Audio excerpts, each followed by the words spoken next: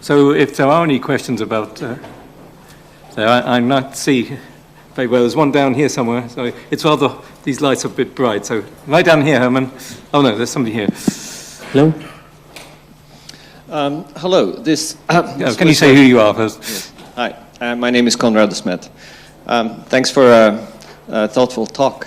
At some point, you said something like, you can spend 2 years analyzing some data and then get a publication out of it, and you get credit for it. But that's not the problem, I think. I think the problem is that before you can spend your 2 years analyzing your data, somebody else has maybe collected data for 10 years.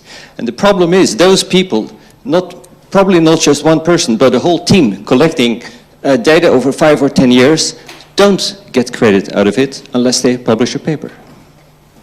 And the whole area of data citations is obviously an active one too. But maybe we could just take a couple of questions. You'll have to wave frantically because you look very dark out there. I'm sure you aren't. David here. Oh, somebody's gone to the back there. So there's David Giretta here. You'll have to shout out, David, and tell us.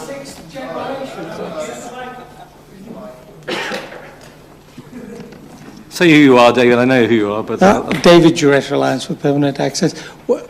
I can't resist. What was the 6th generation? Can you hear me? Yes, I can. Thank you. It's better over a cocktail, actually. The 6th generation is the smart mediation. The majority of the mediation that's gone on to date is discipline agnostic. It's discipline independent. It's meant to build general infrastructure. We've proven that that can only get us so far. So mediation that takes into account the content and the context of what you're interested in is extremely important. And I'm not talking about artificial intelligence. I'm talking about smart mediation in what we call an open world, in which is evolving, uncertain, and so on. Ooh, more hands. Yeah. Okay, one at the back there, near life, and down the front here. Thanks. My name is Christoph Buff from Helmholtz Association. Just a very short comment. The last speaker talked a lot about implementing what's already there. Now, I'm greatly support that, and I'm doing that a lot. But this is a long-term activity, and as of now, the Research Data Alliance is focused on short-term activities. So that is something for the Research Data Alliance governance. Thanks. Hi, Jane Greenberg, UNC Chapel Hill, and part of the Candidate Metadata Working Group. So I'll be brave, Peter, and ask you this question. Could you elaborate more on the whole idea of the concept of metadata, being read in 10 years?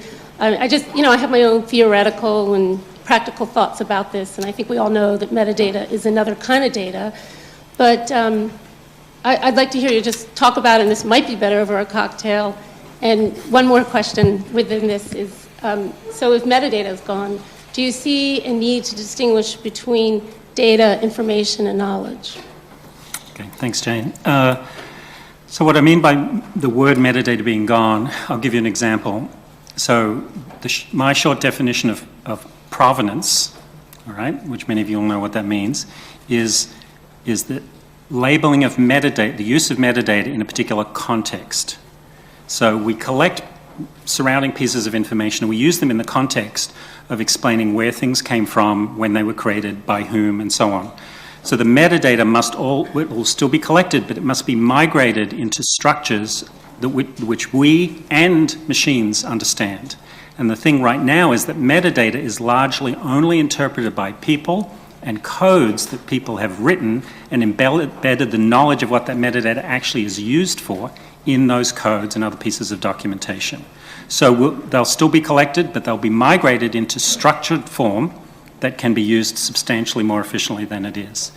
And the other question was about structuring of... Just do you see a need to distinguish between information, knowledge, data? You're not going to distinguish between data and metadata, but I think what you're talking about to me is this idea of functions and a functional approach. And, sometimes the word metadata maybe inhibits that underlying activity, but Yeah, probably so- a conversation to continue on. And Yes, be you've happy. given us a good spark of energy. It will come up in the Thank you. candidate metadata working group. So, because I don't want to dissolve the working group before it actually No, we still need it. is We formed. agree, we That still wouldn't need be to bad. talk about it. Very, very good. Excellent. So data information knowledge, yes, preserve those. Don't munge those back together. That would be a very bad plan. Okay, so I think there's somebody right at the back there. Same question. Oh, well, that rules that one out.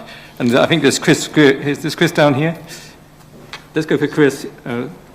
Chris Greer. For the government representatives on the panel, we've heard several speakers say that the success of RDA will be measured in the degree to which its products are adopted. We've talked a little bit about government as a supporter and an enabler. What about government as an early adopter and the ability of government to promote the adoption of some of the things that emerge from RDA?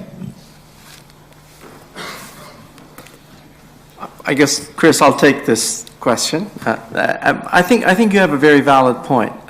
Many government organizations, they're large enough and they have complex operations, so adoption of this by government is important.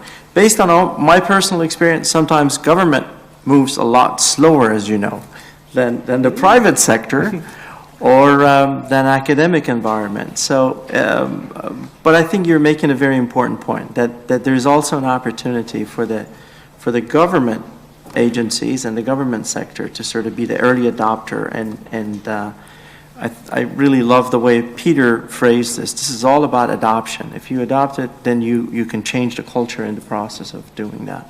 So, by the way, Chris, you're part of an agency who could do a lot as far as this adoption is concerned in the government sector as well. So, Yeah, we've already primed him for that one. There's a Yes. lady down here.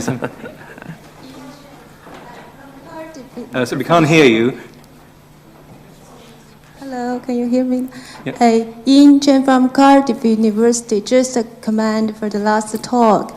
And you talk about we should take the recommendation from the old approach, but I feel probably not very rational but emotional to say that we shouldn't exclude new approach.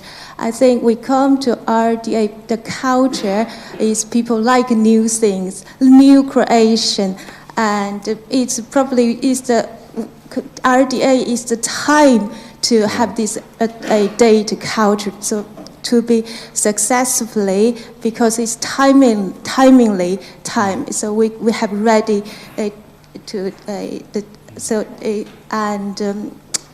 yes, I think many new things, for example, Facebook, Google, is come so quickly, so radically, and just a new approach. Probably can work very well.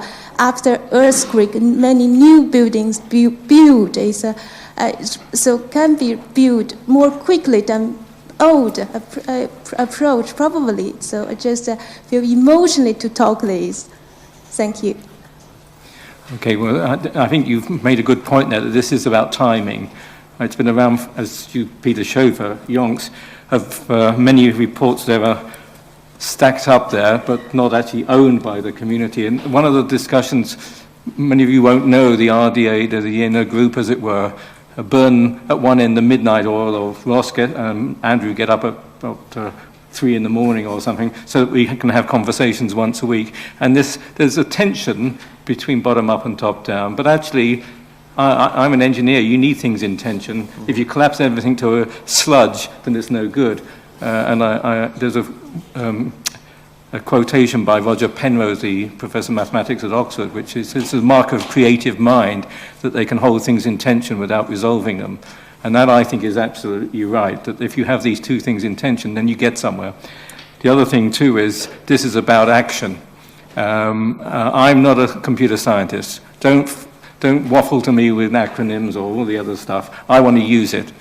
And I'm reminded when, in my early days of an academic career, I worked on non-equilibrium can't even say it, non-equilibrium processing of materials, putting atoms where they didn't want to be. I was working away with great sheets of thermodynamics and other things and micrographs. The phone went. It was the managing director of a guy who was running a plant based on my ideas. He said, "John, big trouble." He said, "I've got 10 tons of molten steel just about to go through the furnace. What do I do?" So that summed up to me the action part about something that you've actually got to do it then and there and get it forward. I agree it takes time. I also agree too with Peter that I have an 80% rule. Try and get it 80% right and let's get going. So I'm starting to talk because I can't see if any more hands are floating around. I think Chris is coming back on air over here. I guess a question or a comment for Peter. I would probably, I would enjoy debating your point about architectures, and it may arise because of some misunderstanding about the nature of a useful architecture. But turning to the issue of culture and changing culture and the importance of technical versus culture, I guess being a technologist myself, one of the powerful ways of changing culture is a platform and an application. A platform that's powerful like this and applications like Facebook and Twitter and others that we're taking advantage of here are powerful forces for changing culture. And RDA is all about enabling technologies that in the end I think are going to change cultures. And so that may be an indirect method based on your talk, but nonetheless technology itself might be the driver you're looking for. You're about to witness a debate.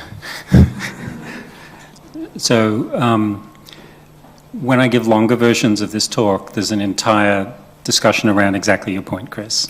All right, and that is there are enabling technologies. I think maybe the approach that I'm advocating is to identify and perhaps prioritize the areas that are most in need of adoption, potentially of new technologies based on need. And the current example that I use is the very substantial number of pieces of instrumentation that sit in labs that are on computers that were made by the manufacturer that produce data in file formats that are either proprietary or close to proprietary, and that the migration path from that data into a form that a scientist actually using it is cut and paste into an Excel spreadsheet.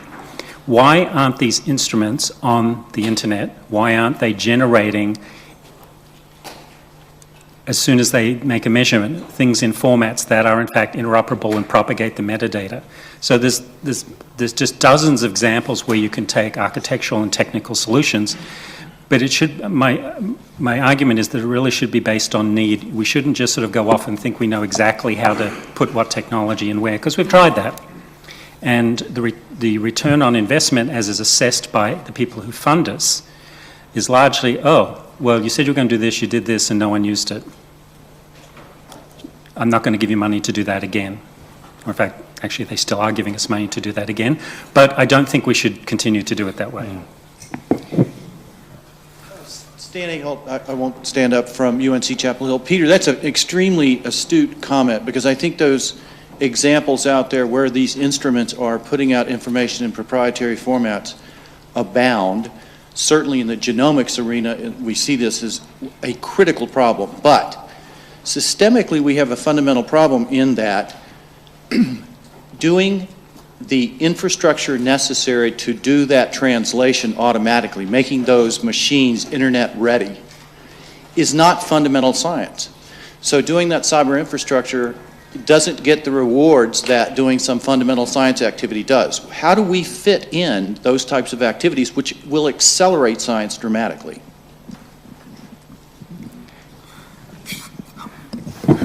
Okay, I'll take a stab at that.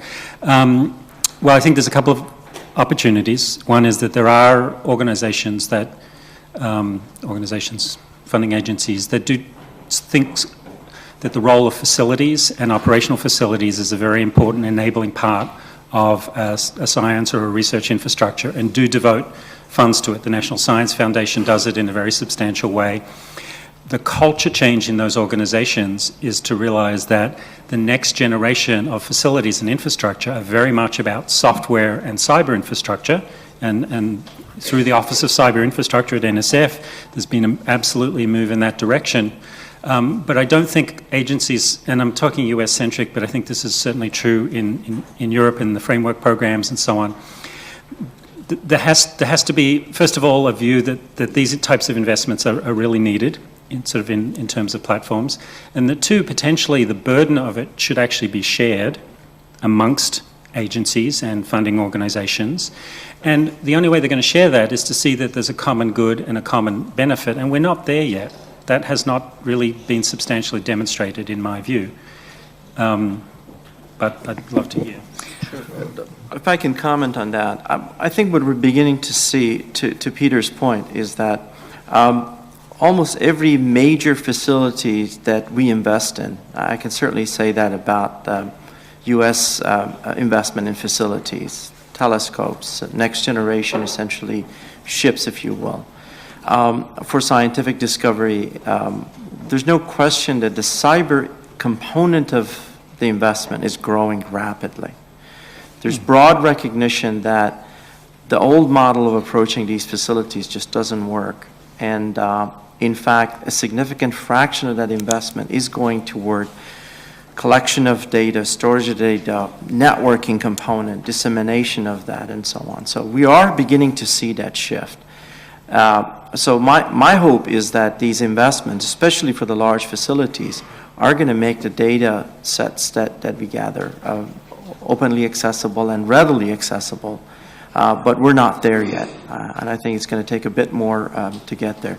In terms of coordination among agencies, we certainly see this in the United States, where various agencies, whether they're all involved in geosciences or they're dealing, for example, with research in healthcare and medicine, there's no question that you see a lot more coordination among the various agencies in the U.S. I certainly have seen this over the last decade or so, and I think we're beginning to see an acceleration of that. That's partially driven by the fact that resources are limited, and we recognize that investment in education and investment in research is incredibly important to the future of society, future of the planet. And also it's an important element, someone said this already, as far as economic prosperity is concerned. Okay, over here. Oh, is there one at the back there? Sorry, who's first? Bob Chen. Peter, in your slide about governance and leadership, you mentioned that few organizations did both, and even more, there was little governance and leadership across those levels. So given your druthers with RDA, what do you think is the balance or biggest gap that RDA should try to fill in governance versus leadership, or both? Oh, look, we're out of time. Yeah. Well, that's going to be very much a debate over the next few days, I think. So that was going to be my answer. What I actually do encourage is actually, I won't say a balance, but an equity between both that may, in fact, be different at the overarching RDA level, and it might differ in different working activities, and that they sort of really think about these two things hand in hand. Because to me, governance is, it's not quite this way, but it's the key that opens the door which people can go through, right? And I think it's very important to think about, you know, how it gets an authority behind it, that people could actually think they could use it, but at the same time, you know, governance without leadership and demonstrating where you're going is hollow. Yeah, I agree. Okay, we make this the last one, I think. Hi, hello. I'm Andrew Maffei at the Woods Hole Oceanographic Institution. I just thought that the example Peter gave for working in this area of adoption and interfacing these instruments to the network rang particularly true for me. I got on a bus to come here, and I fortuitously was sitting next to a researcher that had just gotten a lot of money for working in proteomics in the oceans. And we had a great conversation about what I do is I help scientists at the oceanographic understand how they can use informatics in their research, in their laboratories, in their individual laboratories. And so we had an initial conversation, and as we got to the airport, I reached over the seat and said, what's your biggest headache? What's the thing that's your biggest headache right now? And he said, it's sharing my data. We just got this new mass spec in. The software we were using has expired and no longer works. My biggest problem is sharing my data and my data products with my colleagues around the world. And they just got a lot of money, and this is actually a national program. And so I started explaining to him how we could make those data available on the internet. But certainly, you know, if there was initiatives and funding available to do that sort of thing, we'd be very interested. I'd be very interested in going to these various scientists and working on that. So if something like that came out of an effort like this, that would be extremely interesting to me. Well, thank you very much. I think at this stage, I don't know if my colleagues here on the ambassador wants to say anything, or Farnham. No? Peter, one last word? Oh, you've shut them up. One thing I just want to take, I thought from, what's he flogging? Oh, big data. One thing I wanted to take away from what you said, though, was this concept of a conversation, which I think is very, very important. The data are the sort of letters and the words, but you've now got to meld that into this conversation. And I'm just looking at Keith Jeffrey down here when we were linked with the Rutherford Lab, and we had a course, not a course, we went away to learn about active listening. Do you remember that, Keith? And actually, if you're in a conversation, listen to the other person. During the working groups, listen to where people are coming from. Don't just say, oh, well, I want to tell you what I want to do. Listen, because that takes the thing forward. And that actually is what this governance is about. The top down, bottom up have to listen to each other. There'll be tensions, but out of those tensions, as I say, come new ideas, new ways forward. So remember the word active listening. It is one of the most difficult things to do in the world, is to listen to the actual other person and not try and interpret your own ideas on top of it. It's really very difficult. I end, and if any of you have heard me speak, and quite a few have, I often quote from the Orcadian poet Edwin Muir. It was towards the end of the Second World War, but the words are very apposite today. The world's great day is growing late. And you heard about the possums, you heard about the erosion of the coastal stuff, you saw the weather prediction maps and everything else. We can't hang around, guys. People will be looking to this event to see where real leadership is in the community. So can I hand it back to you? And thank you all very much, and thank our speakers. I'm sorry Nellie Kroes had to go back to some vote back in Brussels, but that's Brussels for you. She's extremely supportive and wishes us all the best. So thank you very much, and enjoy some lunch.